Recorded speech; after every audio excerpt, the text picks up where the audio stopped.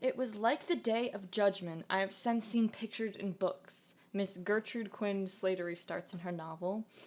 Pandemonium has broken loose. Screams, cries, and people were running, their white faces like death masks. Parents dragging children whose heads bobbled up and down in the water. A boat filled to capacity with eager, anxious passengers. Household pets of all descriptions dangling from loving arms. A wagon loaded to the breaking point lost a wheel, and the despairing mortal riding therein was dumped down in a heap in the filthy water.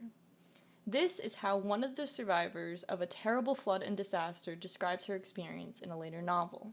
What seemed like a normal day in the town of Johnston, Pennsylvania on May 31st, 1889, turns into a devastating tragedy that burdens the area for years and leaves many miles of towns in ruins. Rainfall was very common in the area, reports saying over 160 days in the year had rain, but one day it just seemed to be too much for the South Fork Dam to handle. This dam was originally constructed in 1852 and it was about 72 feet high by 918 feet long.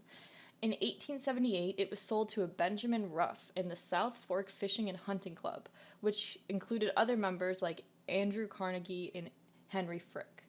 The management of this dam was very poor by this group, including lowering the crest of the dam to 2 feet to allow for carriages to travel across it and decreasing the size of the spillway.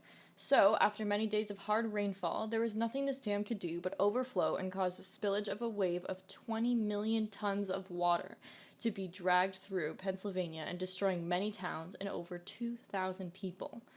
The way this disaster was represented in the newspaper and communicated about during the time led to many means of disaster relief the towns desperately needed to try and recover from this event.